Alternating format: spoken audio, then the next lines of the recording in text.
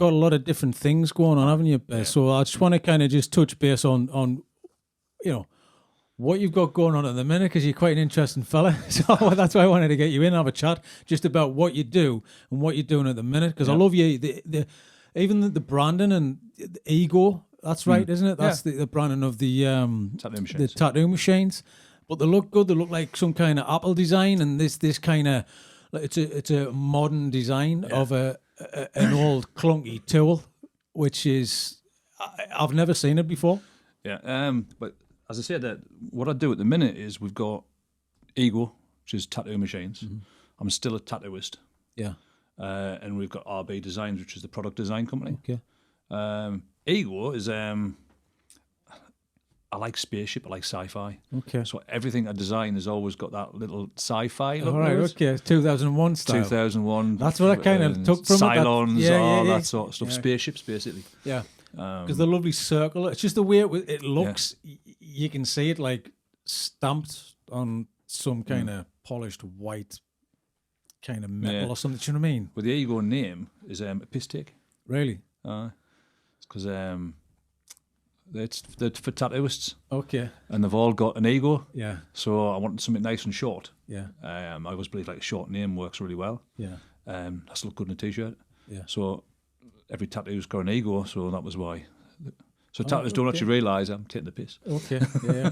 That's the thing. I mean, I think everybody, to some level, everyone sort of kind of does have an ego. It's kind of hard to fight that. I mean, we all have egos. Do you do it yourself? Do you have you got to get outside your head to kind of do that kind of thing? Yeah, so, I mean, I think anybody's creative's got an ego. Yeah, because you got to be successful and you want to be successful. So there's got to be an element of an ego of like, there's a drive and an ambition there.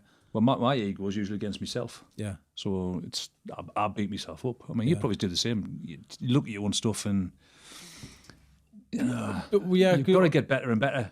If you haven't got an ego, you're not going to get better. Which was the whole. I had this conversation this morning. There's nothing anybody can say outside of my head that I don't say to myself. Yeah. So you can throw anything at us. And once you stop thinking, it's not going to be as worse as what I'm thinking. That's what keeps us going. That's what makes us tick. Is the thing that you're telling yourself all the time. That's not good enough. That's no good. You got to get better. You got to improve and all that kind of thing. So I think that's a creative mind. I've kind of spoken to methodical people and creative people, and it's very much right that I think you're one or the other. And creative people, there's so much. I don't know. There's so much depth and there's so many layers to kind of peel back for creative people. Like yourself. Oh, there's lots of layers. So so I wanted, and speaking of those layers, I kind of knew about you through Richie Hood, Performance Fitness Centre. Shout out to Richie, and he mentioned, Bez has got a good story, and he loosely told us, I don't want to go into it because I want you to tell the story. So, how many hours have you got? Yeah. How simplified do you want it? Do you want the porn star bits as well? Well, let's start from how you started out in a creative industry. Right. I mean, we can drop back a little bit, but let's start there. You was an art director on a computer games company, is that correct? Well, what happened is I have got a very messed up childhood, which I don't mind talking about. I actually think that's why I'm creative. So my mum had Munchausen by proxy. So from the age of 2, I got drugged. So I spent a long time in hospitals, in comas. I need to be bitter about that stuff, but I lost like 4 or 5 years of school. But I taught myself to draw. I'm sitting in a bed, taught myself to make things out of cardboard and stuff. So eventually, when I was about 13, going to computer games, when it was like starting off, so it was like the Spectrum, when everything had to do done with like dots. So I basically self-taught everything from then. So did you self-teach from home? Was this a home thing? Yeah, that you were laid up? Well, everything at that time, at like 5,000 years ago nowadays, was literally at home. But when I learned to draw, was literally just me, because I'm self-taught and everything I do. Was just me sitting, like either building stuff out of card or pens and pencils and drawing. And that eventually ended up into computer games. Okay. Well, does it kind of come naturally and easy? Because art, I mean, the only thing I was kind of good at school was art, and then I went to A level and realised I can't draw. That guy over there, he can draw. Yeah, it was that level. It was like stepping up stepping up the game, like 4 different levels, and I was like, I'm out. I can't do this. I think people have, like, I think we all have our inbuilt ability. Yeah, that you're born with. Like, I can take a photograph. Yeah. But doesn't look anything like your photographs. Yeah. Yours are good, mine, but you've probably got a natural ability. Yeah. So I think I've always been naturally creative, and my thing was always drawn and building things. And I think me being in hospital that long just give me more time to focus on it. Okay. Because I'm really, really badly dyslexic. Uh-huh. I think they must have invented the word around about when I was born. Right. And that's been a big struggle all through my life, is dyslexia. But I've just sort of dealt with it with drawing and art and being creative. So you kind of find a way around it, don't you? With well, you got to put your skills into other uses, and obviously you got to focus. It's good that you've got that. Imagine if you never had that. But I don't think it's a disability. It's just forced me to do something a different way. Yeah, because you're hitting a barrier, so you're going, oh, well, I'm bouncing off that, so I'll have to go this way instead. Yeah. And I think that's kind of, obviously, it's like human nature to do that. Do you know what I mean? It's like, I can't do this. Oh, we just survive. That's what we do. Yeah. Well, that's the thing. Find a way around that's it. all we're kind of I do doing. think some people go, oh, I can't do it. Whereas to me, if you say I can't do something, I'm trying harder. Yeah. Unless it's the gym. Yeah. That'll come. But so from the interest, obviously, in, you must be good at freehanding. Is that right? I mean, from imagination, putting it down on paper. I mean, I actually think I have I remember everything visual anyway. Like, literally, I can picture things from, I used to make like weapons when I was a kid out of cardboard tubes. I can actually see them in my head now. Yeah, I can't remember where my car keys are on it. So things that are visual I can remember. I think that helps with art. So I know how things are in 3D space as well, which I think is a bit different from a lot of artists, just 2D. Whereas I see things in 3D, I see how things are made or how light hits stuff. That's something I've always done since a kid. Okay. So from being a kid, was the journey like the usual people do college and stuff like that? Nope. Or was it like, no, let's go a job? No, basically mine was obviously because I had my childhood. So we got put in homes, me and my brother. And then I lived with my grandparents for a while, then back with my dad and his new wife, who was only 11 years older than us. So from that, we couldn't afford to go to college. Dad couldn't afford to. So I just did school, and then I went to be, strange enough, a secretary. Okay. Because it was all that was left, because I smashed my arm playing rugby. So my placement in art college, it'd gone, had a place at like a press company that was going to do some print and stuff. Yeah. So I ended up being training to be a secretary for a while. I am like the world's worst secretary. Yeah. Can't spell, can't type, swear a lot. So how did you get that? Was it kind of family friend? Or you just I was let's do this. Because I wanted to go to college. That's what I wanted to do. I got accepted to art college when I was like about 14, because of my standard of my art. But I ended up doing the secretary course, and essentially they knew I wasn't going to do anything. So there's anything else you'd want to do instead? And there was a local company, a company called Zeppelin Games at the time from Newcastle, Osborne Road.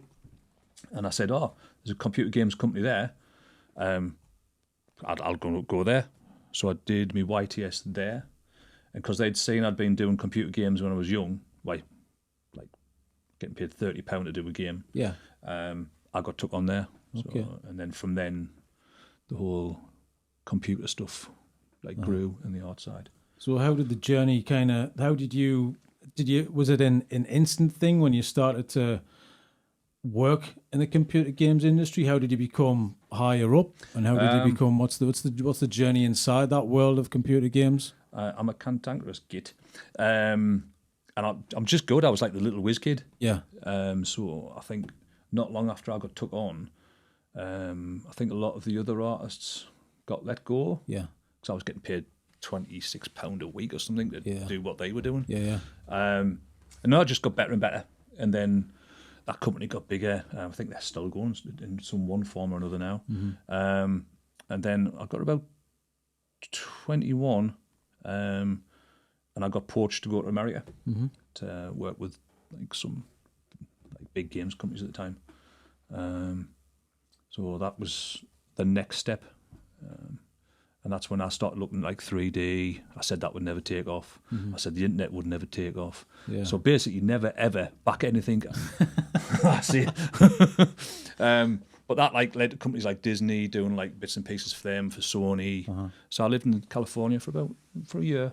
Came back. Was that a tough transition? Obviously, you're going from hell no. You're going from here over there, or was it just like, this is what I've always wanted. This is, just to kind of be accepted. It was the dream. Yeah. I was like, 21? Okay. Living in Sunderland. Yeah. So I was a metaler, so I had hair down my arse. Yeah. Going to California. Yeah. And the idea was to go for 3 months, do your visa. If you liked it, come back and get your visa. I was there for like 3 weeks. I said, like, fly me home now. Yeah. Got my visa. Something else happened there which relates to my life later on. Okay. While you're 21 and... Yeah. Basically, I was the town bike. Right. Okay. So then I went back, and it was amazing. Yeah. You're a 21-year-old, you got all the money in the world. But there's something about America that's different from England, and I really missed it after a while. But then I found out I supposedly was having a daughter. Okay. Which leads on to a load of other stuff. So is that obviously did that kind of bring you back over here after you were in California? Yeah. Okay. So did you have to come back? No, I didn't. But like my kid now, she's like that might be all and end all. You've met her at the gym. Yes. Yep. So I couldn't just basically when I came back, I was told that this girl was pregnant. She'd done it on purpose because she knew I was moving to America and all that sort of stuff. Don't worry about it. It was all done on purpose. You go and do your life. I couldn't let that settle. No, there's an air of responsibility. Yeah, obviously there's a lot of stories about dads just, I couldn't do it. They kind of get a bad rap because they just pick up and leave. Whereas yourself, I talked to you the other day, and you were saying, I've got my daughter, and until she's old enough to move away or look after herself, then you're here. That's your duty as a dad, because that is your duty as a dad. And then you will move on from there if you need to. Yeah, dip in and out. Adventure. Yeah, just kind of do it. Just grow from there. But it's just interesting. You kind of at such a young age as well. I mean, how do you handle that kind of stuff? You got to you see. You've kind of seen what you've got a little glimpse of. The life of what I could have had, and then because my parenthood and my child, like, it was so messed up. Yeah, like I think you want to make it better for your kids. Yeah. So I think that had a lot to do with me. So you're thinking, I'm not messing my kid up how I was messed up, so now I've got to do this job properly, and this is job number one. So I came back. I didn't have to. In fact, the 3 lads who I worked with over there, I was asked to be a part of something. And I went, no, because the company's going to set us up over here. Yeah. This was, so I was 22 at the time. So I came back, and they set up a company called Neversoft, who did Tony Hawk's and got sold for $69 million. Right, okay, so that's interesting. So did you have a part of setting up that company? No, that was left just after. It was in the process of being set up when I left. Right. I was asked to be a part, sort of, when they were initially talking. So I came back here and helped raise my daughter with a mum who was, I'm not going to assume she was a druggie. But I made sure everything was as best as we could. She's got lots of help and stuff like that. But while this was happening, I came back, and the main company we worked with actually went bankrupt. Okay. So I went to work for another local company here, and they're still around. They've done really well now. Doing really well at the time. And we were there for about a year. I was there for about a year and a half. Then we split up and set our own company up. At this point, obviously I had my daughter, who me and my ex-wife look after. and my mum. So that was all going on while developing the companies and stuff like that. Okay. So, Well, that's the thing. I mean, it must be very hard to do all of that, spin all these plates all at the same time, because, you're saying, OCD, but there's an element of like self-achievement. Yeah. You need to be better. You need to see things through. We were doing develop. amazing. Yeah. I mean, we set our first deal was for $2 million. And then we worked like amazingly hard. Mm-hmm. And I believe, I'm obsessed with, I'm a workaholic. Mm-hmm. So we were working till 1 o'clock and stuff like that. But I was young and I was a bit hot-headed. Mm-hmm. So I think the last deal we signed was for $22 million. Mm-hmm. At that point, everybody started making a bit of money. I had my first back problems. It's my first back operation. Is that from sitting at the computer screen, or is that from just other health issues? I think it's just genetics. I think my dad's always had a bad back. Okay. And I used to play a lot of five-side, which is obviously in hard courts. Yeah. So I don't think that helped. Yeah. Because that's the thing, if you're doing tattoos as well, that must be a little bit. I'm like the back police. If I see anybody not sitting straight, it's sort yourself out. Yeah. It's all about posture, which is what we're doing now. Yeah.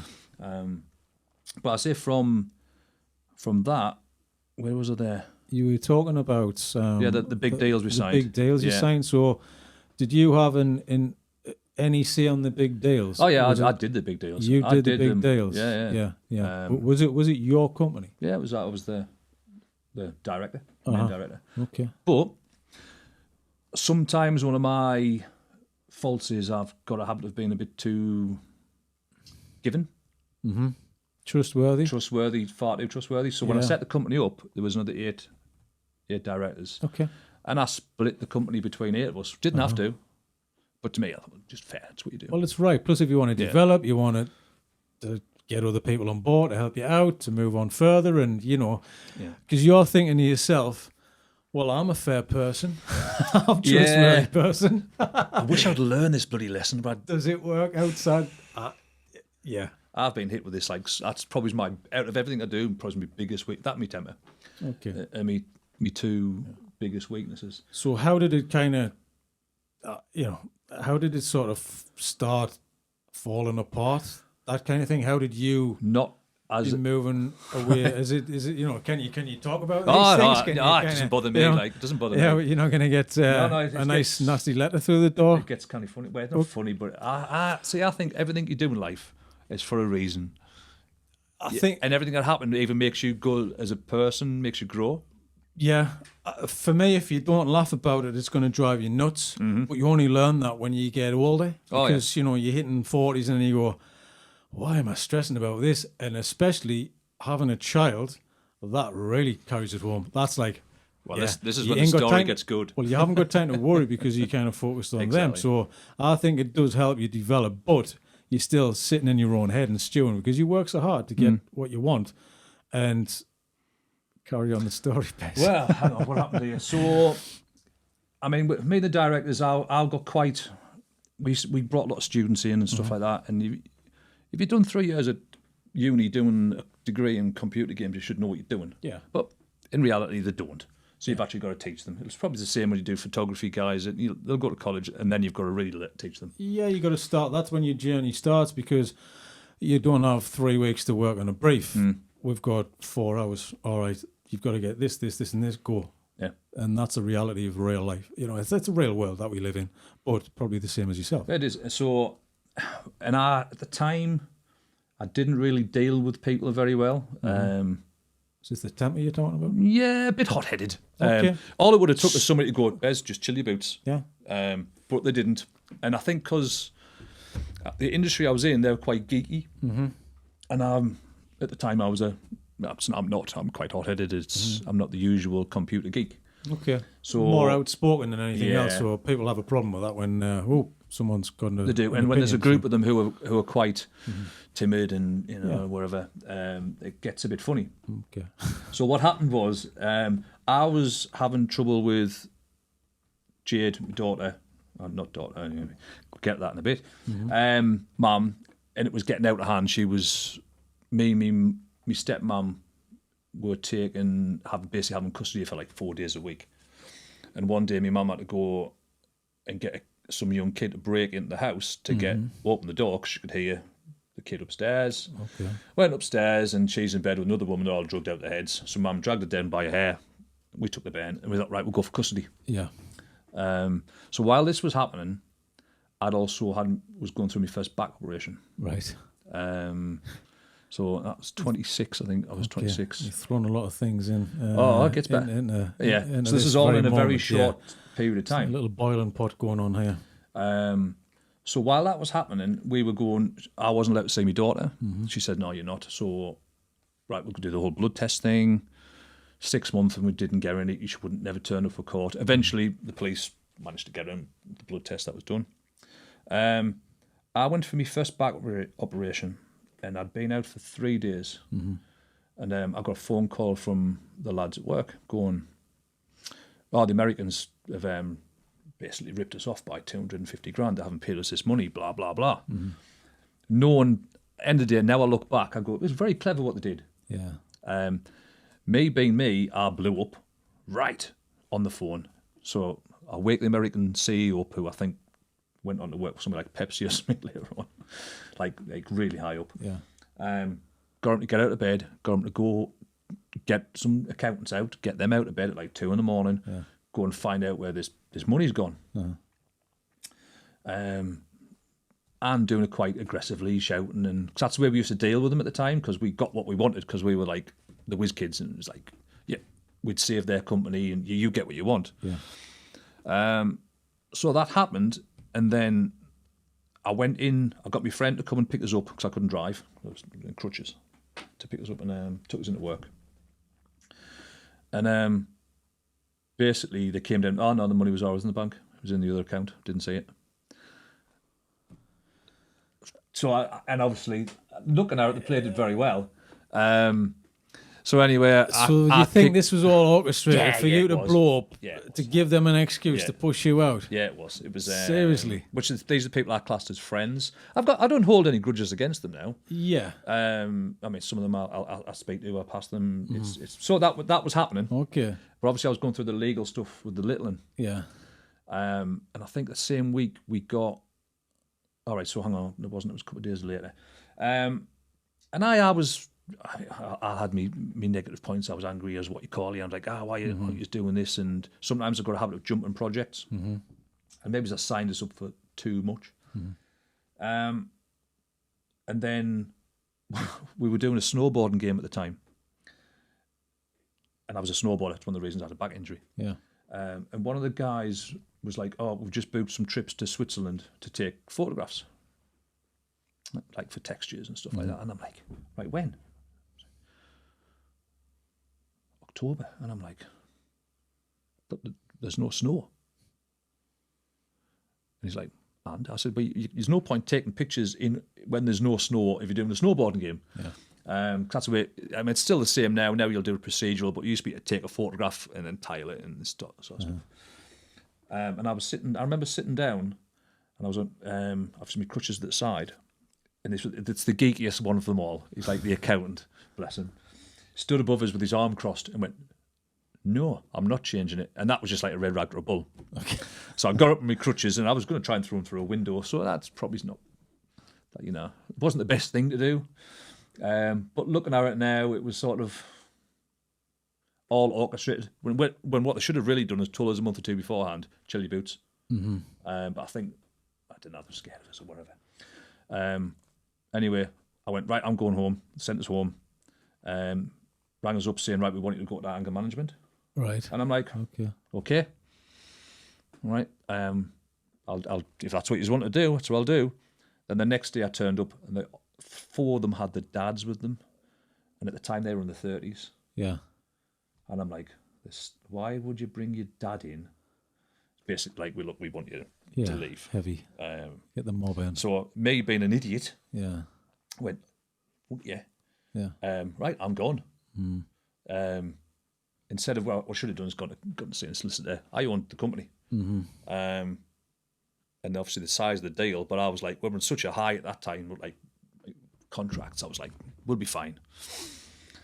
So I stormed out, and that was the end of that. And in the same week, we found out that Jade wasn't mine. And it was actually, she knew all along it wasn't. She wasn't.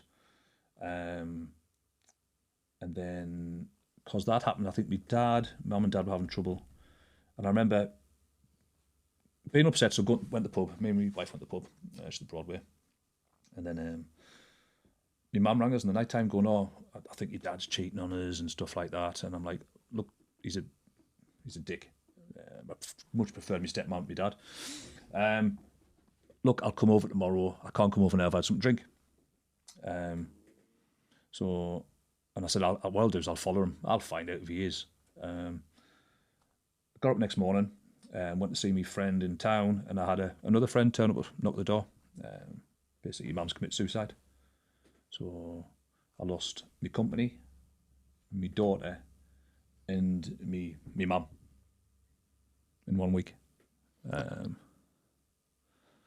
So how do you handle? Put your head down, work harder. Really? That's what I did. But from then, obviously, I mean, that's such a devastating thing to have happen. And yeah, from kind of listening to it, everything, you kind of been dealt with. You've got 3 heavy plates all at the same time. But what can you do? From everything. You're right. Ball. There's nothing you can do. You're either people find drink and drugs and go the other way. But if you haven't got a company, how do you? So what did you do when you kind of for work? When I left, I said, I just want like $5,000 in me royalties. And at the time, we were getting royalties. Now I had the flashy cars, I had TVRs. We were doing well. Yeah, so you're spending as you work. And I'm like, I'll just start another company. Yeah. Okay.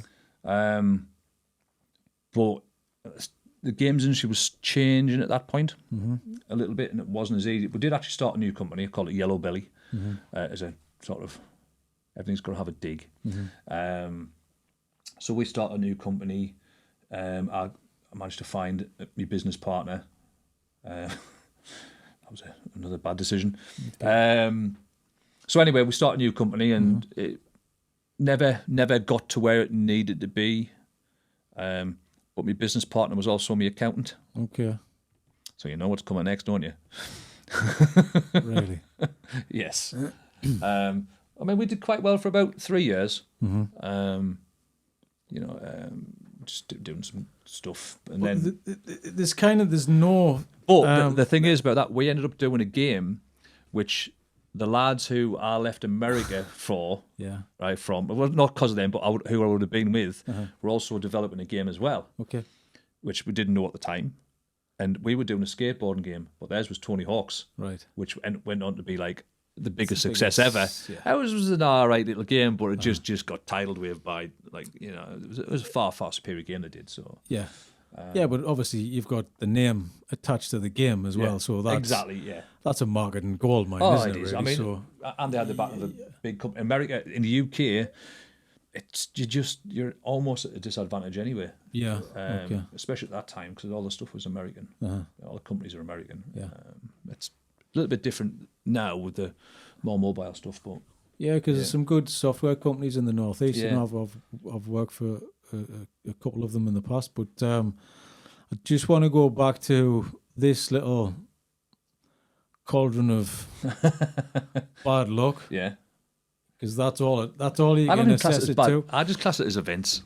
It's events, but it's kind of, if this was to happen to anybody else, I dare say a lot of people couldn't handle it.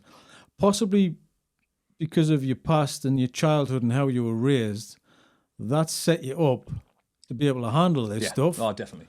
Because you're like, well, there's nothing else you can throw at us because I've been dealt lies and deceit from kind of pretty much your adolescence. That's when you're learning things. Oh, that's definitely. when you kind of, you're trying to, become who you are and find who you are. You didn't have time to do that. You didn't have the luxury of doing that. You were forced into another world, which was out of your control. But now, I mean, does I just find it funny, and it's. Oh, I guess that story hasn't finished. It's funny the fact that people can sit around a table, orchestrate something like this when they know he's going through some issues. Yeah. He's got family Well, there's two issues. things. I was helping one of the guys Back because he's having issues. trouble with his wife. So he's ringing me up and I'm giving him advice, and he was Yeah. one of the ones behind the whole thing. Yeah. But end of the day, I'm like, they could have dealt with it different.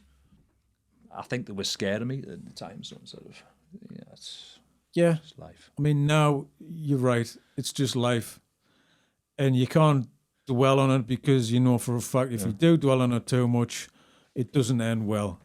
You need to move on. See, with Deep me, breath though, and move on. what I think somebody said was that the definition of insanity is doing the same thing over and over again, expecting different results. Yeah. So all that stuff happens again and again and again all through my life. Yeah. But there's the kind of I love the fact that there's no lack of kind of success because your companies are doing well and you've done it. You've been there and you've done that. You've kind of almost lived a couple of lifetimes compared to anybody else out there. So that's a fascinating thing of like, well, this fella's giving it a go. Anyone not saying this? You're like, and he's been through this and this and this and this. I do think certain people in life some people have a hard path, some people have an easy path, but they're given the hard path because they can handle it. Yeah, I do. I do think it's for a reason as well. Like everything that's come. I mean, we'll go into more stuff after that because it goes up and down like roller coaster. I'm strapped in and ready. All right, so. But I do think that at the end of the day, that I've had the hard path. I've probably made the path hard myself. Yeah. But where I am now wouldn't have happened if I hadn't had all them obstacles in my way. So, I think a lot of people look at life and go, oh, I could have had that and I could have had that. And I'm like, yeah, well, It's more the journey than the result, because where are we going to end up? We're all end up in the same place. Yep.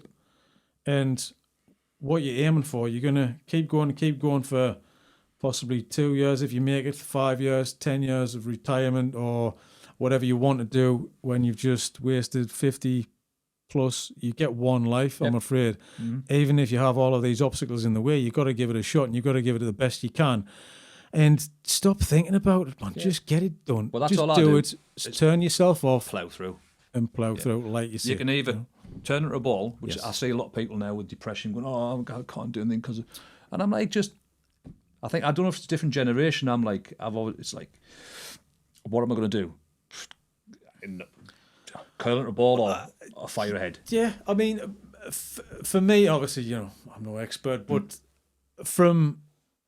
because you've dealt with this as a young person, this is kind of, if this is the norm, then when you get older, well, that was the norm. This isn't that bad. That was worse than this. Oh, there's another thing. Oh, well, yeah, because I expect this to happen. And it's when you're like, people go, why is somebody parked in my space? Why have I got a little scratch on me car? Why? You kind of like, I'm sorry, but the more things you do, this is going to happen. This is life. You kind of got to let it go. You can't control too much. You've got to take some... every situation's always got a good point. Like, I was talking my little one about... She knows about my life and wherever. And but it's good that you do share this. Oh, yeah, totally. Our parents... and then they die, and then he had 2 lives, and then he did. You're like, you only find out when they die. I found that out, and then. But I think it's good to have this communication because then it keeps everything open. She can come to you. She can ask you loads of questions. She knows she's been through, and she knows any signs and any kind of little, ill thoughts, or if she's having problems wherever she is, then she knows actually, I've got the best person for advice because you've been through a lot. You know. She goes to me the day, she's like, because she knew that we got put in a home, me and my brother. There's another story. That's a crazy one. But anyway, we got put in a home when the whole thing was happening about my mum having Munchausen by proxy, because they had to figure out what was happening. And as I say, that's a long time ago now. Yeah. So it was hard to diagnose stuff then. So we got put in a home for like 9 months or a year, maybe 9 months. And my daughter's like, I don't remember uncles coming to see us and stuff like that. But she's like, was it not horrible? And I'm like, no, I learned to swear. And I think I've taken good memories from stuff. I think that does help. So, I mean, obviously, the care system, you hear bad stories, you hear possible good stories. It depends on which house you get put into and which carers you get put underneath to look after you. Obviously, it's kind of going to help with you being in with your brother. At least you've got somebody there. Is that kind of, you got a closer bond because of that or not? Have you kind of, no. Did it push you away? Did it kind of change your relationship? You have certain types of people. And if you do the polar opposite to me, Who's that? that's my brother. Okay. So he was, see, with my mum with Munchausen by proxy, I was a favourite. That's why I got, basically what my mum did was any drug she could find, tablets, anything, she would give to me. And then I would be ill, I'd go into comas. It was that close to death most of the time. But when she was in hospital, when she went to hospital and your child's in hospital, you get lots of attention. Yeah. So, because I was a favourite, I got that. Whereas my dad, his favourite was my younger brother. Yes. Okay. But he was a bad one. I've always been a quiet geek. He was a troublemaker, stole and did all this sort of other stuff. Never, still to this day, so he'll be, so you're younger than me, so he'll be 45, 46. Okay. Do you see him? No. No relationship at all with him? No, well, stories if you want to get into that point. No. I'm just. They're crazy. He's just touching the surface. He's got to be about 25 stone, if not more, way more. He's had 5 kids, all been took off him, all adopted. Okay. And then, my granddad was dying about 9 years ago. He was going to see him every day. He was also going to his bank with his bank card and taking his money out every day. Okay. So it all got caught in CCTV. So, that's... Yeah. That's and then we'll get on to my mother. I'm forgetting where we trailed right, off from the brother, but let's get there. Let's get back onto that point. Yeah. It was talking about your daughter and being an influence on your daughter. Yeah. No, my daughter was like asking about going into homes and stuff like that. That's right. And am I sad about that stuff? And I'm like, no, I learned to swear. And at the time, that was cool. I can't. There's probably other stuff happened. I remember being in a park and there was stuff happened with a guy in a toilet. You know what I mean?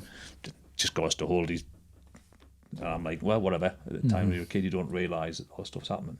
But now I just tell them and just don't go anywhere in a park. Learn from it. Well, it's kind of a different time, isn't it? Certain things that you didn't see. You didn't. You was just like, oh, stupid thing happened yesterday, and then you tell your mates and you'll joke about it or you won't tell anybody. That's usually what happened, which is a bizarre thing. But at least now you've got the knowledge to pass down, and then you can kind of have that influence on your daughter. So where were we? So anyway, I set a new company up. We did quite well for a while. The accountant. Right, yeah. Capital letters, the accountant. Oh, yeah. It's got a similar name to a famous Indian cricketer. But anyway, he's actually a nice guy. I've no bitterness to him. Okay. He's just an idiot. Does it help you move on when you don't have any bitterness? Does it help you kind of go, right, okay, it happened, I can't hold on to it? Yeah, well, what's the point? If you hold on to it, it's going to chew you up, isn't it? So we were doing, but he had nothing to do with the business, so I was running the business. Okay. And I think we were always chasing that original thing that we had before. Yeah. But the success never came. Yeah. You can't do the same thing twice, can you? No. You try, but it's got to be a different thing. Yeah, backing changes. We were maybe in the right place at the right time the first time. But we did okay. And then basically I found out when we worked for a big American company, we bought a massive unit over Fonsbury Park, and that was going to be we had 30 staff. But the running costs are ridiculously high. I mean, the minimum person was on 25, and that was that's got to be 15, 16 years ago. So something up to 40, 50 grand. Yeah. And we were doing quite well. And then the company we were working for went bankrupt in America. So, boom, you've got to pay your own salaries now. You've got to, and that means the running costs get very high. So basically, we had to shut the company down. Which was with my business partner. Little did I know, hadn't paid any of my taxes for 2 or 3 years. So I got a tax bill, I think, for about 80 something grand. obviously didn't have any of it. Through different means, I set another company up, and we managed to get most of it paid. And then that company just, the game. My heart was broken with the games industry at that point. Yeah, so you've got a little bit of a sour taste in the mouth because of that's happening, but I don't blame you. You tried twice. So let down twice. Yeah, and I trained a load of people who've all gone on to different, do quite well now. Yeah, okay. You never give any thanks for that. But I actually had to go back. Do you want thanks for that? Nah, it doesn't bother me. Yeah. It's the end of the day. Yeah. But little nod. Would you feel better if you still had a little contact with them just to go, all right, yeah, no. I like what you're doing now, and all right, good luck with path. You. So you've gone on, moved on completely, yeah? Okay. Their path, you crack on with it, you know. Yeah. I've now got, I think the older I get, the more, maybe when I was younger, I was bitter about it. Okay, well, you're going to, yeah, but now the older you get, I'm like, this doesn't make any difference, whatever. No. Crack on. Well, that's not going to change your life. No. If you hold on to that and be bitter about it. No. But anyway, so my business partner, who had a house down Leeds and was in a swimming pool, basically hadn't paid any of my taxes. So I spent 2 years trying to pay this off. Couldn't. The company working for at the time, we went bankrupt again. Well, it shut down, ran out of money funding. So I had to go personally bankrupt. And that was. I found out I had to do it the day me and my wife went on our honeymoon. So it was a very strange honeymoon to have. Yeah. Well. Yeah. So, by the way, we've got to actually sell the house. Right. So it was another tricky one, but yeah. You know, what do you do? Yeah. I mean, are you with your wife now? No. She's technically still my wife. Like, we've been separated for 10 years, but okay. We get on with her. We get on with Millie. She's a good mum, so we're friends. Yeah. So you kind of support, and still you got that support from her as well. And no, but. You know, it's no bad blood. It's just she's a good mum to Millie, and that's all that counts. Yeah. So from then, what happened then? I decided to take a year off and do art. Because when you're an art director, you don't actually end up doing any art anymore. No, because it's your job is to direct the art. You might do a little sketch now and again, 10% or something. So meetings and just general crap, which is. Like, I am like the most disorganized person in the world, so I struggled, and I just wanted to get back to doing art again, like what I did. So we had a little bit of money stuck aside when I went bankrupt because my wife got her half of the house. So I just basically went, right, I'm going to learn to airbrush. So I learned to airbrush, painted motorbike helmets and stuff like that for a bit. Then fell pregnant with what's my daughter called? Millie. And so I started doing some freelance computer game stuff again, which was good. There's a package called ZBrush, who years ago I used it a lot before a lot of people did. And I got an interview to work for a company called Valve. From some of the stuff I did some like quite advanced stuff. This is like 10, 15 years. Well, it's not. So that's 15, 16 years ago now. Unfortunately, when they told us the time for the interview, I got the time zones mixed up. So I thought they hadn't actually rang us. So I'm going to have a drink. Upset. I really worked for this interview. They rang us in San Francisco time. Okay. Didn't get the job. But so from that, I decided to have a bit of a dabble on tattooing. My friend, because the airbrushing is very, Is a similar pattern and structure? No, not really. But motion of the hand. It's like because there's a way. I mean, there's drawing, there's pastels, there's painting, and they're all very, very different. You're either good at one or the other, and it tends to be harder to do the others, if you know what I mean. Yeah. So does that easily apply to? It's not really about the art. Yeah, it's about the technique. Right. So you find a lot of airbrush artists aren't particularly very good artists, but they're very good at the techniques. Very hard to learn. Shadowing, shading, detail. It's very structured how you airbrush its stencils and stuff like that. Okay. But when I went away to Ireland and did a course, and I enjoyed it. But in the back of a magazine was a how to tattoo course, which is the worst idea in the world, really. But I thought I'll have a go at that. Yeah. I think I did the course. It was a week's course. I did 3 days of it, and I walked out because basically the guy tested the needles out on his own leg. And yeah, a friend of mine tested his tattoo skills out on his own leg. Oh no, yeah, he literally tested the needles out and went, yeah, it's fine. You can go and tattoo somebody with that. I'm like, yeah, you've tattooed. Oh, okay. That's a new one. Yeah. So I walked off. I was like, I'm not having this. Like I walked off, but Yeah. I had the overpriced tattoo gear who'd sold us. I put it aside. Went back to computer games for a bit. Mm-hmm. Did freelance stuff. Did a lot of concept art. I did stuff for BMW and just I was having fun. I was doing like design monsters for like a couple of special effects companies and whatever. Yeah, so back to your art, back to your kind of, you know. Which is when I had a friend who was, so I had a little office set up in Sunderland because I couldn't work at home because we had the little one. Mm-hmm. And I thought, well, she's asking nobody to do a tattoo. So I had that stuff and we set a little studio up.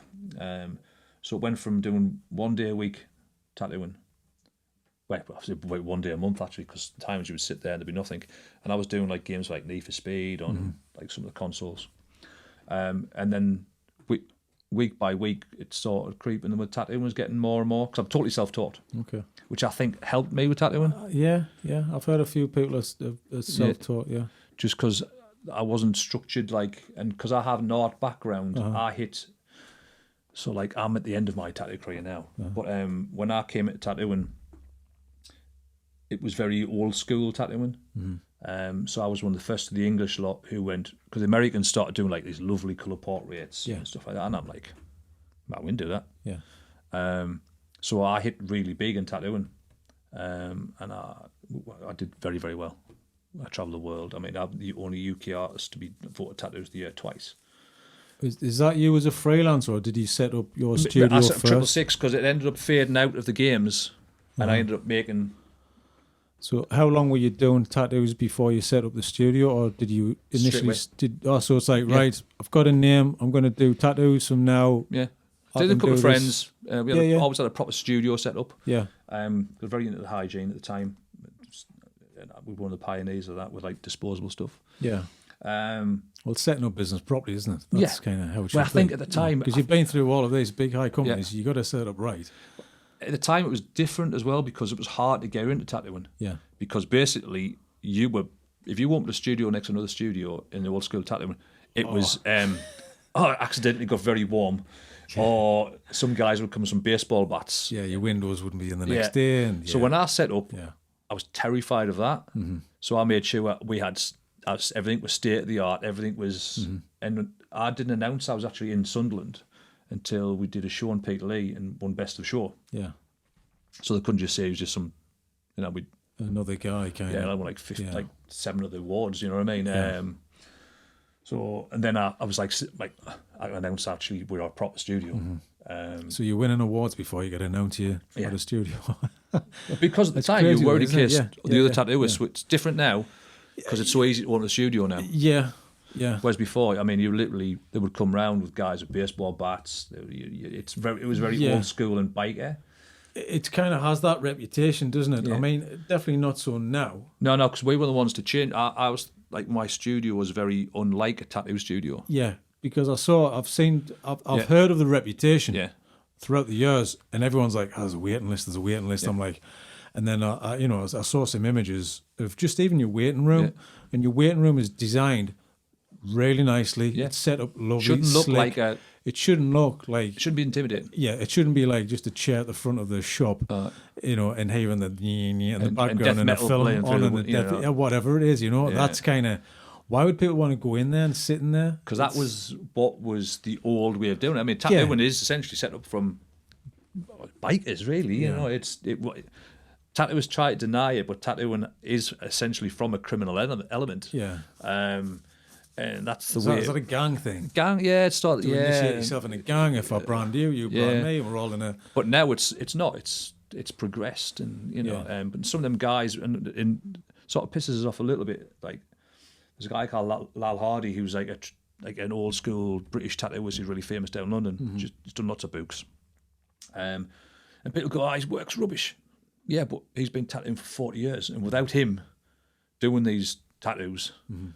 He wouldn't be tattooing. Yeah. 'cause it wouldn't be around. Yeah.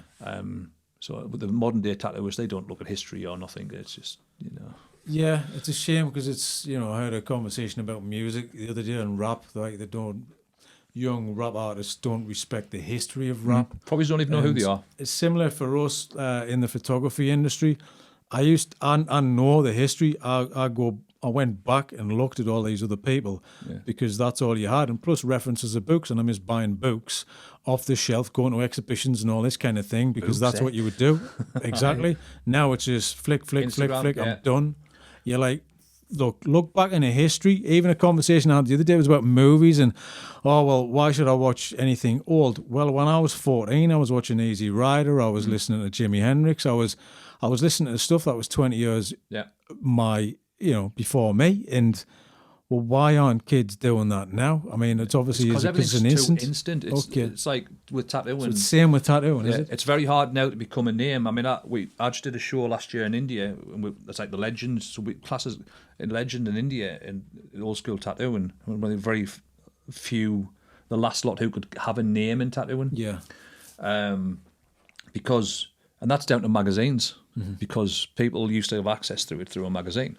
So you go back to places like India and China, not as much China now, but India, and them studios have still got them magazines. Okay. So people like Paul Booth, who did all the crazy horror black work, we just done a show with him, and they remember because they've still got the magazines. Yeah.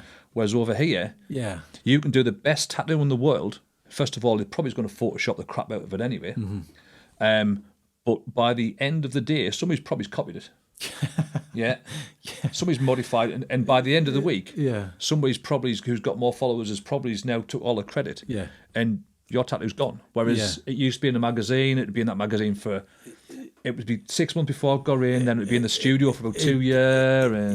And now it's just so instant. Yeah, there's a build, there's a history, there's a kind of, there's a thing to it, whereas I totally get what you mean. Now it is a popularity contest, and we all know, term.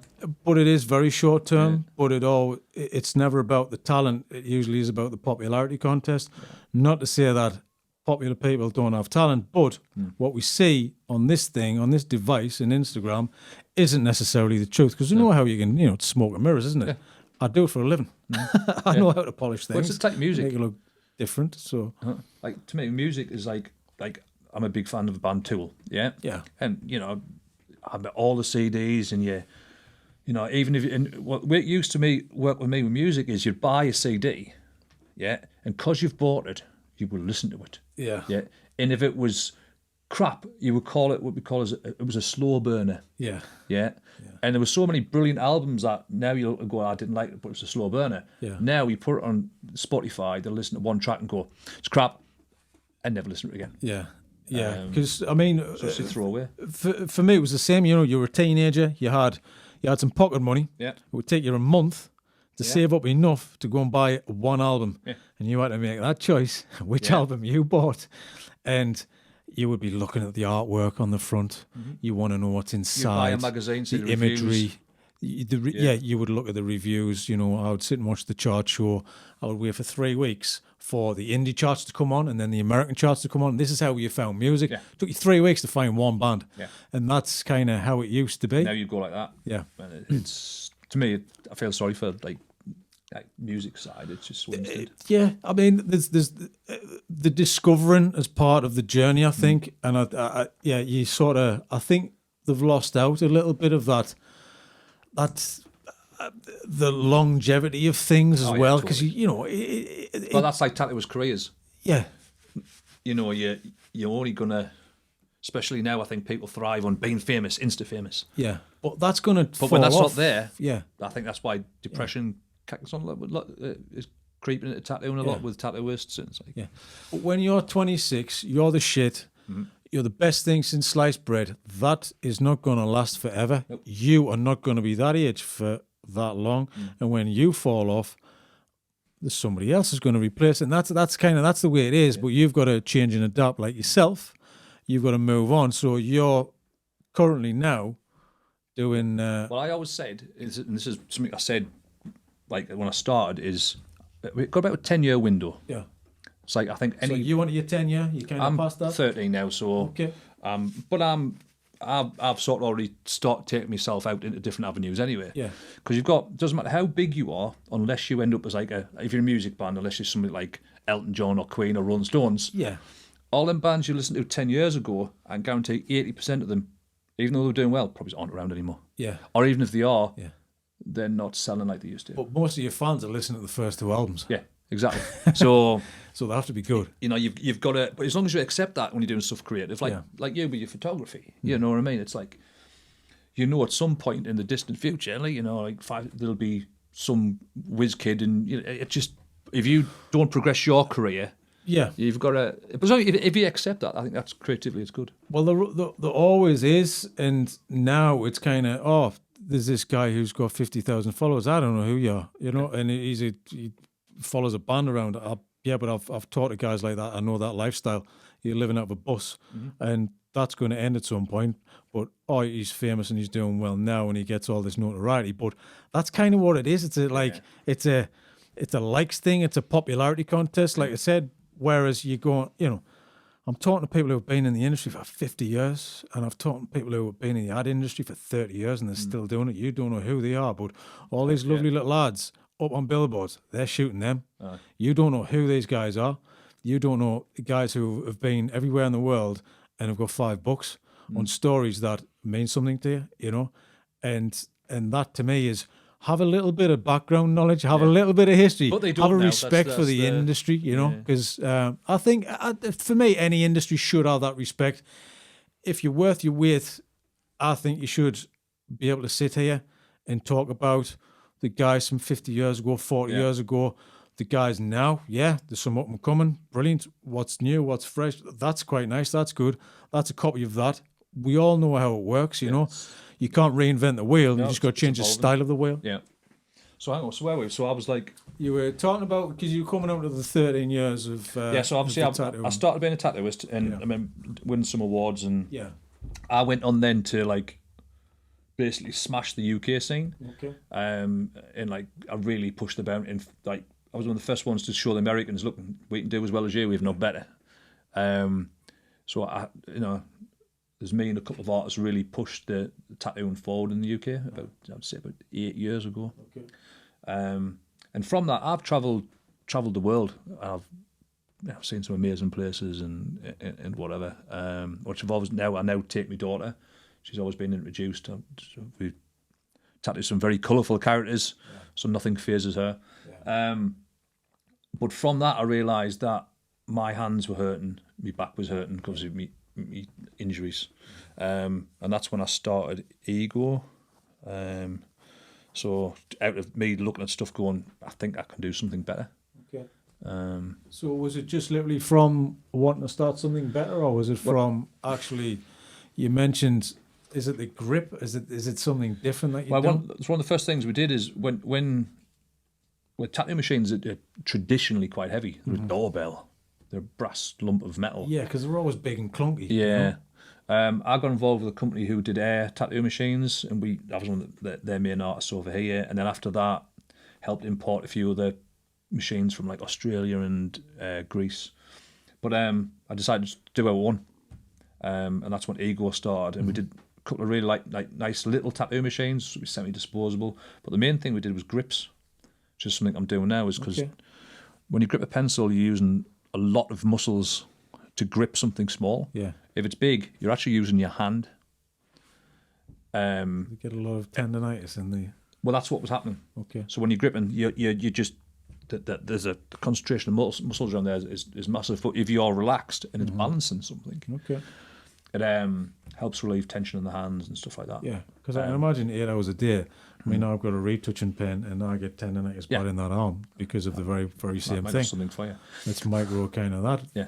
I would definitely have to talk to you about that. So yeah, because this is the bane of my life, is this thing, and it takes 3 months to kind of and really it's probably more go. your pen. Yeah. Because that just, you've got the compression, the tension you need to do to hold a pen is higher than you think. It's lifting big things is fine, but it's doing this little movement. So is your... Yeah, because what you should do, this has come from tattoo and I'm now taking into the new projects, is your hand should be you shouldn't be moving your hand. Okay. It should be your arm. Okay. You'll see a good artist, and there's a flow to it. Yeah. Does that not change the detail in it when Well, you you're get not more. kind of using the wrist? It's like or if you try to kinda- do, if you hold your wrist down, Yeah. and you try to do a long line, what happens? Yeah. You're restricted. Whereas you can do. Yeah. So you draw your eyes and your brain, not your hand. Your hand just holds the implement. So, like as I say with Ego, that's one of the things I started looking at. But from that, I had to teach myself engineering. So I just spent every night finishing work. At the time, I worked 7 days a week. So my waiting list was like 3 years at the time. Really? Yeah, 3 years. That sounds great. But when you have a back operation, you've got my holidays were sacrificed. We couldn't spend any time with the family. But just 7 days a week. It's, yeah, it's tough on you, and it's great Yeah. for business. But at the end of the day, you got going 3 years. it's not actually good for business because what happens is Because people fall off and get sick. get sick, kind of or I'm not, it's too long to wait. they'll have trouble with the car. That's I'll- it. Yeah, I won't bother coming because it's Yeah. going to be too long, and then yeah. okay. So that's why I changed from supervising to change to bootings to doing 3 months at a time. Yeah. That was one of the best things I ever did. Yeah. But now people still go, I can't get in for 3 years. I'm like, well, you can. You've just got to ask. Yeah. If you're special. But I had to teach myself engineering from the ground up. And that was just done by hard slog. Yeah. I mean, in the day, I think that cost us my marriage. Right. Because it was literally go home, work. Yeah. Go home, work. But I think having the 3D background with the computer games, that helped with that. So that's how Ego was developed. So I've taught myself, like, I started off making things look very pretty. Okay. They weren't impossible to make. Yeah. And then cost me lots of money to realise impossible to make. But at this point, I had my studio manager, who was also my cousin. You know what this one's gone, didn't you? No. Aye. And with the tattoo trade, we're one of the very few tattoo trade companies that don't really do cash. Because one of the things I have with tattoo, especially like modern tattooists, is you're earning as much as like solicitors and accountants. They've got a Porsche. They live in a nice house. You're living in a flat and coming to work on a skateboard. Yeah. Because you've got cash in your pocket. You have to spend the cash because you can't put it through the books. Aye, so, I've heard, I've heard stories. Yeah. I was pushed Yeah. for people to do that. But yeah, stuff happened, and basically Cash went to walkabout. cash went to walkabout. Okay. Yeah, machines we developed went to walkabout. Decisions. Yeah. One of the best decisions they ever did was to get cheaper parts. Right? They went, right, well, we have to order more. Now, if you're only selling, like in the part, I think the part was only £2 or something we were getting from Made. Yeah, look, you get it down to 20 pence. I'm like, amazing. That's right, cool, yeah. I'm amazed now. Yeah. Well, if you're only selling 2,000 of something, Yes. ordering 20,000 of them to get your price down isn't one of the best ideas in the world, is it? No. But That's the thing, because you can't shift the But I things, trusted, so, I trusted them to do the job. Right, okay. Yeah. You know, it's that whole letting people crack on, and then it's only a couple of years later when you realise that where's all the money gone? Yeah. Oh, it's the 25,000 parts of rubber we've got upstairs for the machine that we only sold 2,000 of. Yeah. Okay. And then there's 10 different machines with. Yeah. But then fiddling money from the company. So that happened again. You just go, this again. Yeah. But with the tattooing, I've met some amazing people, and we progressed to having this really big studio, which sort of helped create the mega studio. Yeah. Which there wasn't many studios did that. So how many guys you got working there? 12. Okay, on and off. That's a lot. It is.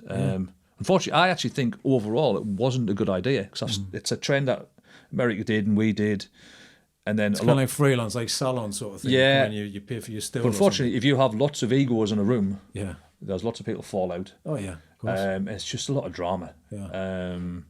So everybody's now, but it made all the studios look nicer, because everybody's, instead of just having flash in the walls, spent a bit of money making things look good.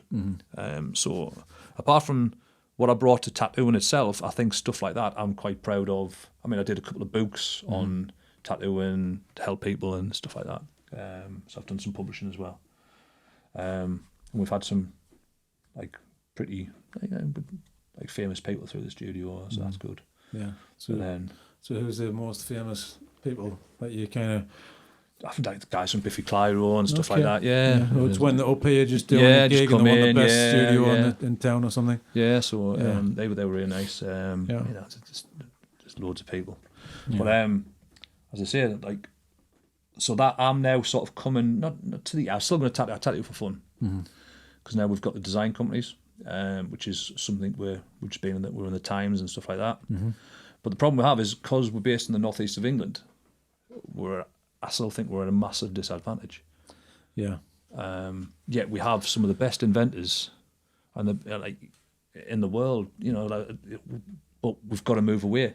So what we're trying to do at the minute is trying to create like a hub to help people like myself 5-6 years ago who want to invent some stuff and give them a facility or some help. Not like these maker things, you know, where you can make a bracelet. No, actually some genuine help, because there is none in the northeast. Yeah, but can you not like have a connection in London, so at least you've got somebody there to kind of assist the company? Well, that's what I'm trying to do. At the minute, I've realised I can't do everything, so I'm going to pass the business side on. So look, if you do, I think you've done enough though, Bez, haven't you? Yeah, I mean, design everything from packaging. But the tattooing side, go back to me personal life. There's loads of other stuff I've missed out, like some crazy stuff. I've had I had a TV company approaches last year before, to try and follow us around, because I tend to video Instagram me travels. Okay. Yeah. And none of it's made up, but it's all mental and random. Yeah. And we've been like lost in the middle of China, and it is like the real life idiot abroad. Yeah, going in a taxi down China and the wheels falling off the taxi, and you know the guy just saying get out. You know, that's the thing, is these things kind of happen. Brothels and because these things kind of happen to you. So I think I think you need a camera strapped to you all the time, hey. just to kind of I mean, the last time just so we can all witness what's happening. We drove 200 miles on 2 motorbikes with 3 suitcases, me hanging off the back, because it was a taxi strike. Oh, it was amazing. I also get bitten by every insect in the world. So. But the back to like, I'll try and give you it is a mega brief overview of what's happened. Is back to me original daughter, who I always classed as my daughter, and obviously it's sad that my mum committed suicide and all that happened in the same week, and you know, to me she's always been my daughter. And I have me obviously Millie, who's just like the most amazing talented little git in the world. But anyway, I got a message. She turned up about 5 or 6 years ago at the studio, and the guy cousin who was working for us at the time went, I was downstairs, Jade's here. And I'm like, who? He went, Jade. And the last time I seen her, I took her to Disneyland. And basically when it was all official that she wasn't mine, social workers basically said, look, we recommend, she's only 6, no contact, because you've got no legal right. It'll be thrown back in your face. It was hard, but it's what we had to do. But anyway, I disagree. I'll just say I disagree. Well, yeah, no. So to me, she was always my daughter. Yeah, exactly. So she turned up, and first thing she said was, "I'm a lesbian." I'm like, "Oh, well, I am your dad or whatever. Pleased to meet you." She's like, basically she came in for a tattoo. Okay. So I said, right, come back tomorrow. And at the time, we took photographs. Which are the ones you get the boots to go and get developed. We had 600 of them. So that's a lot of, and I showed her exactly what happened in her childhood. I used to have a toaster, which I used to use as my heater for during the week. So I had money at the weekend to feed the little one and put the heating on for the little one. So I showed her all this, and we had a bit of a tea, and I said, look, me and my wife want to, to still be a part of our life if you want. Never saw her again for about 3 years. Popped in for a bit, tried to bring her mother in, which was not a good idea, and then disappeared again for another 2 years. Turned up in the studio where we are now, and I was like, look, she's there, and I'm like, she's obviously not a lesbian anymore because you're having the words Steve, Dave, and Colin lasered off your leg. But anyway, I was like, very bonny girl. What do you want? And she was like, oh well, I want a tattoo from you. And I'm like, to me, it'll be my sort of ends it for me. I've tried to stay in contact because I found out her dad was actually one of my friends. She'd known all along. and he ended up dying of a drug overdose. So I did a tattoo for her, and never heard anything from her again until about 2 years ago. And she's like, can we have another DNA test? And I'm like, well, you can, but because she overheard at the funeral that a mum had said that her and she had a twin sister, her mum had sort of swapped for the test. Right. Yeah. Okay. Right. Because the one who was the dad was a cousin. Right. And supposedly she'd had the urine test and she'd swapped it with her sister had gone in and done it and not her because the twins, they don't actually look that much alike anyway. And I said, look, I'm willing to do it again if you want. But it was a blood test. And it was done by her GP. So I said aye, and nothing. And about every 6 months, I'll get a message off her going, can we do a DNA test? Basically looking through your profile going, oh, you're doing well for yourself. So that's my porn star daughter. So she just dips in and out for the attention. Yeah, I ignore it now. It's like, it's... Yeah, but, obviously it's just another thing that you got to deal with, isn't it? So, yeah. Well, I mean, from obviously, back onto your company Ego, how are you sitting now? What's the Ego plan? Now, what's the I've rebuilt it where twice. you want to go? And now we're in a really good position. Okay, so what do you mean rebuild? How does that work? You take on people, you'll expect people to do the job, and they don't.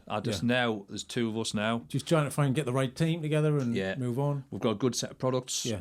I'm now learning that you've got to do stuff like PR and stuff, which is not my forte, but I'm learning you have to do it. No, but you have to, Yeah, doing stuff like this might help, and yeah.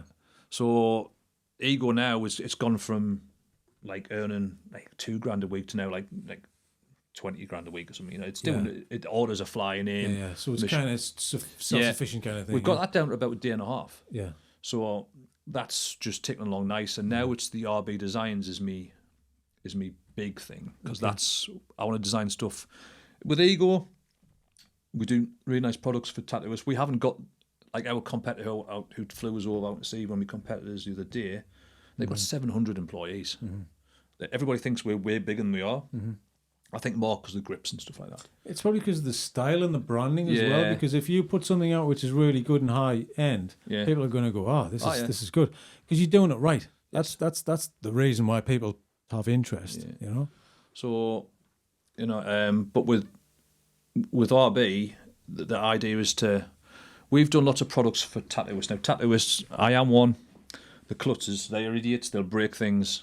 It's like if you drop your iPhone on the floor and it smashes, Apple ain't going to fix it for you. But for some reason, we had a guy the other day saying, I've only dropped it 3 times. It's not a tennis ball. Yeah. You shouldn't really be dropping. No, they're tattooists. I mean, some of them are a lovely bunch, but it's like every well, you're going to like everything in life. You're going to get the... But what I want to do now is, because I'm suffering quite badly from arthritis, which is one of the reasons I've had to cut the gym. Obviously, I've had 4 back operations now. Which Richie and I get on. It was about mentioning it again. I'm the world's worst robot. But I want to design products now to help people.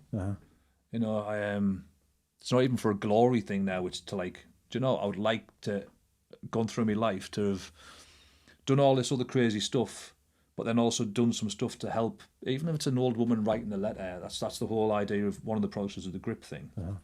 Or an artist who, potentially I would have to stop painting and drawing. Yeah, but if I can prolong that by the 5, for me personally, that's something I'd get a lot of satisfaction out of. Yeah. To know at least we've helped some people. Well, that's the thing. It's people who you can lengthen their career or lengthen their passion of what they do by helping something like that. I'm fascinated to hear about that. I mean, how does it help? Well, it's just by a position of grip. Yeah, when this is we mentioned before, using your arm instead of your hand. But it's like I was saying, earlier on, I'm going I think everything's for a reason. There's a path. My path's just been a hard path, but without that, I wouldn't have got the grips done originally, and then now I would have forgot about them. Yeah. But now we've been led to this point now where I want to help people outside of tattooing. And because when you're gripping a pen, you have to, as I say, there's a lot of muscles. I think there's more muscles in your hand than anywhere else in your body, isn't there, in that concentrated area. It's a lot of effort to do a pen. Now, when we did the tattoo grips, we realised that you were being able to tattoo for longer and with less pressure and less ache and less like carpal tunnel by having a bigger grip. So, but without us doing that, I would never got to the point where we are now with a pen and a pencil. Yeah. Because traditionally a pen and pencil is this tiny little thing. So now we're doing stuff so you can, like people who are using like Wakeham's and Cintiqs, styluses, and you know, or people just an old woman who writing a letter to her grandson. If people write letters anymore, you know, it's what we want to do is trying to. I want to give something back. So. So how can that develop? Have you got any other ideas? I know obviously you've probably got quite a few rattling around in your brain there. We've got 3 projects at the minute. One's a joint, which I was looking at that going, we've got something way better. But the problem is we have stuff like that is they're very expensive to copyright. Yeah. And the Northeast isn't particularly helpful when it comes to that sort of stuff. Whereas I think if you're in America, it would be like, somebody to help invest and do stuff like that. So we've just going to be very careful how we do that. It's probably going to be a long process. And we've got another one which I'm a big fan of deep thought, like deep thinking, which is like going away in a bit of solitude and a quiet room. So we have a project which is based around that, which I think will also help with mental health and just de-stressing. So that's the way we're doing now, and I'm very good at making stuff look good. But also I think because we don't have an engineering background, I think when you be like I teach my daughter to paint, and she's better than her teachers at school. Yet they've been to school and learned the lessons and whatever. I think sometimes not having the background that everybody else has got is an advantage. Yeah. If your brain works the right way. Yeah. So I think outside the box. I mean, that's why our logo is a box within a box. Because we'll take something, and I think when you go to a university and stuff like that, and you're drilled every day, this is the path you're taking to get this problem. Yeah, we don't have that. No, you can't teach everybody the same way because everyone reacts differently as well. You know, but I do think it pushes you to do things a certain way because that's the way you were taught. Because we weren't taught. Luckily, Tim, who I have working with us, is a little bit more grounded than me. That he has a little bit of that and he can bring it into reality, whereas I'm like, why can't we do this? I had like some of the ideas don't work. I mean, my hamster wheel was my biggest one. I've told you that one. No. Well, my daughter about 4 or 5 years ago was into hamsters, so I bought her all the stuff, and the stupid bloody thing made the wheel at like 3 a.m. made like so much noise. Yeah. And I'm obsessed with magnets. I've got a real like thing with magnets. And I'm like, right, I know what I'll do. I've just got my 3D printer at the time. So I printed this like sort of shape that matched the ball, and and I placed loads of magnets in, and then I stuck loads of magnets to the other side, printed another one for the hamster ball, so the opposite polarity, levitated. It was brilliant, and I thought, this is the one thing that's going to make my millions. Yeah, apart from the hamster couldn't stop. Really? Totally silent, but he just kept going. Thought the RSPCA might get me for that one. You could invent something that would actually make it stop as well, would you? Yeah, but you've got to be there. And I was just, it's just there's that many things. I'm intrigued. I want to see it work. I think I still got it somewhere. There's that many different ideas we have, but I think it's because we're not restricted to go and well, this is in a textbook, and this is how you would approach this subject. Yeah, I think my sort of chaotic way, almost sci-fi comics and sci-fi movies way is it helps us a lot. But that's the way you should think. You should think the way that you think. Yeah. You should encourage people to go, right, okay, all right. There's so many times you've had in your life, no, you do it this way. Why? Why do you do it that way? Exactly. Just leave us alone in a room with the thing, and I'll figure it out. We just fixed my jacket. Yeah. Yeah. But the bit of gaffer tape. But you didn't go to college or uni to fix that. You've just gone, hang on. Yeah.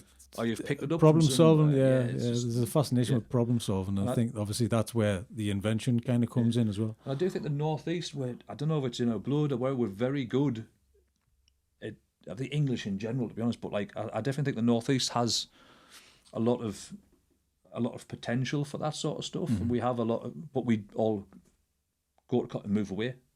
So I think what we'll try and do is just try and keep some of it here. Keep people at home. Yeah. Yeah. Well, I moved to London to assist, and I've been back 13 years. So, and I've heard that story 1,000 times, and I heard that story back then, and I keep hearing the story, and it hasn't changed. It's changed a little bit. It's like, oh, the development of the all right, the Quayside's changed since 20 years ago.